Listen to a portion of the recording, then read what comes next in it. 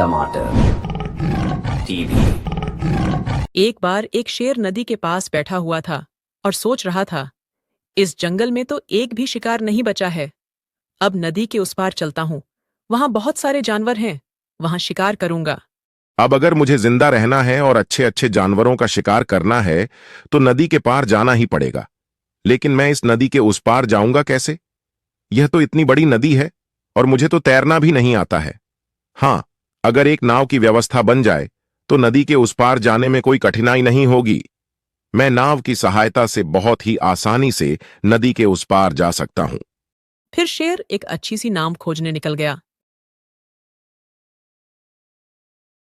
फिर शेर को कुछ देर भटकने के बाद एक पुरानी सी नाव मिल गई।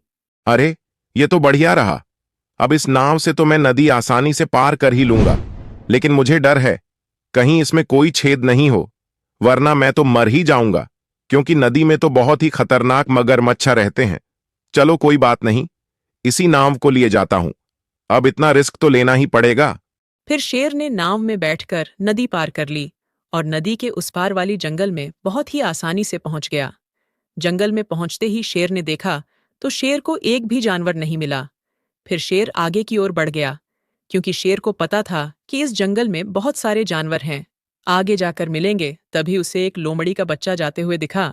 अरे, वह आते ही शिकार मिल गया। अब तो मजा ही आ जाएगा। आने दे उस लोमड़ी के बच्चे को पास में। फिर शेर लोमड़ी के बच्चे के आने का इंतजार करने लगा और जैसे ही वह पास में आया तो उसने पलक झपकते ही शिकार कर लिया। अरे वह भाई, मजा ही आ गया। अगर मुझे पता होता तो मैं तो इस जंगल में कब का आ गया होता। ये जंगल नहीं है, यह तो खाने का खजाना है। इस जंगल में तो बहुत ही जानवर हैं और बहुत ही जल्दी इन जानवरों का शिकार भी हो जाता है। अब तो मैं यहीं रहूंगा और यहां से कभी नहीं जाऊंगा और इस जंगल में राज करूंगा। राज। अब तो बस एक अच्छी सी गुफा मिल जाए और मुझे कुछ नहीं चाहिए। फिर मैं उसी गुफा में रहूंगा और जब भूख लगेगी तभी बाहर निकलूंगा, वरना इस गुफा में आराम करूंगा। फिर शेर गुफा की तलाश पर निकल गया। वह थोड़ी दूर पहुंचते ही उसको एक गुफा मिल गई। गुफा शेर को बहुत ही पसंद आ गई और पहले शेर ने सोचा कि कहीं इस गुफा के अंदर कोई दूसरा शेर ना हो और मेरी लड़ाई हो जाए। फिर उसने सोचा, अगर लड़ाई होगी भी तो मैं भी तो शेर ही हूं, देख लेंगे, आमना सामना होगा, तो इस वक्त तो मैं ही जीतूंगा। फिर शेर गुफा के अंदर चला गया और उसने देखा कि वहां तो कोई भी नहीं है। शेर को खाली गुफा देखकर तो और भी ज्यादा मजा आ गया। उसका पेट भरा हुआ था तो उसको भी आराम की जरूरत थी और गुफा के अंदर काफी ठंडक थी, इसलिए शेर बैठते ही सुकून की नींद सो गया। इधर लोमड़ी अपने बच्चे को तलाश रही थी। उसका बच्चा उसको बहुत टाइम से दिख नहीं रहा था, तो वो बहुत ही परेशान हो रही थी। अब उसको क्या पता कि शेर ने उसके बेटे का शिकार कर लिया है। अरे लोमड़ी बहन, कहाँ जा रही हो? इतनी जल्दी में कहीं मत जाओ बहन, अब कोई फायदा नहीं है। चलो वापस घर चलो। अपने मुझे पता है तुम अपने बेटे को ढूंढ रही हो, वह अब तुम्हें कभी नहीं मिलेगा। भालू भैया, मैं तुम्हें अपना भैया मानती हूँ। इसका यह मतलब नहीं कि तुम जो चाहे बोलो, अपनी हद में रहकर बात किया करो, समझे? मेरा बेटा कभी नहीं मिलेगा। ऐसा बोलने वाले तुम होते कौन हो? मैं इसलिए बोल रहा हूं लोमड़ी बहन, क्योंकि इस जंगल में एक खतरनाक शेर आ गया है। अभी तक अपने जंगल में एक भी शेर नहीं था, तो हम लोग सब बहुत ही खुशहाली से रहते थे, बहुत ही मिलजुल कर रहते थे। लेकिन पता नहीं आज कैसे शेर अपने जंगल में आ गया और उसी शेर ने आते ही तुम्हारे बेटे का शिकार कर लिया है। शिकार की बात सुनते ही लोमड़ी जोर जोर से रोने लगी।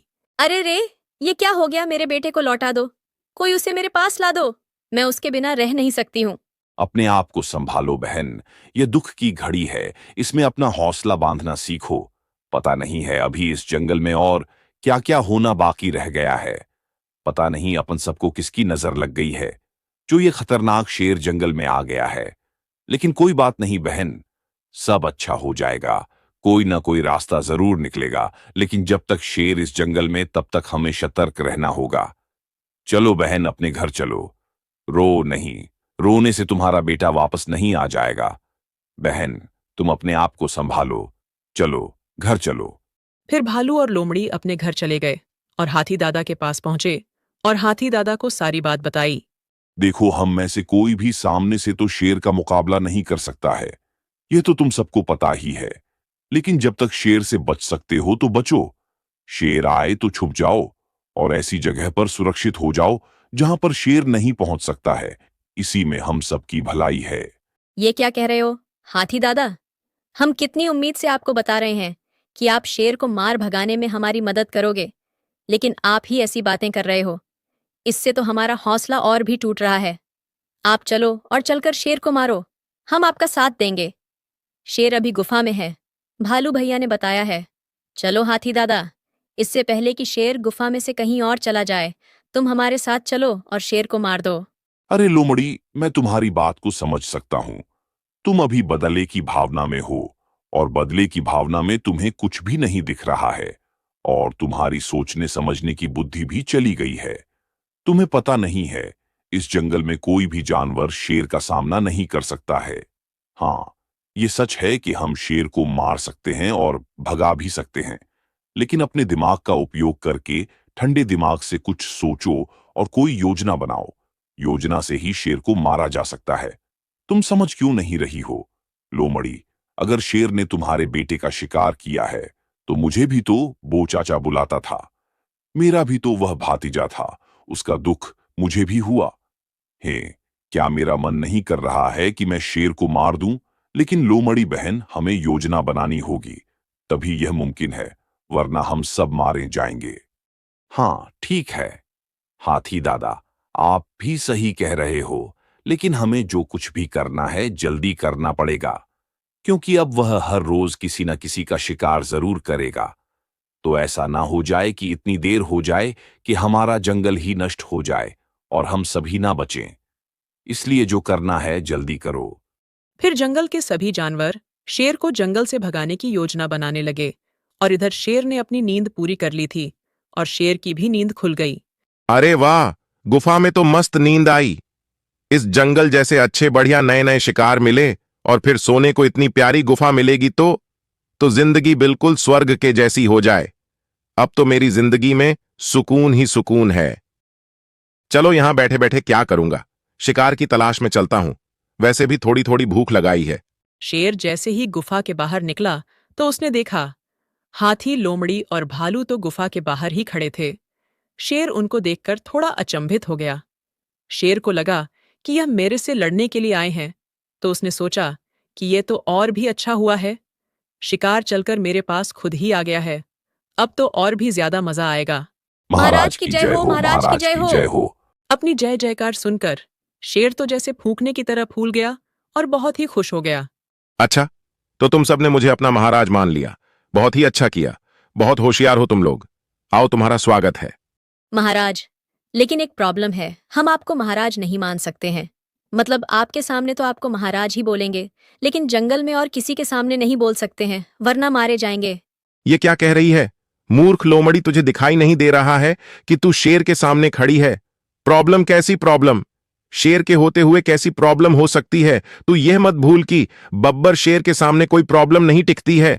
महाराज, एक बब्बर शेर ही तो प्रॉब्लम है।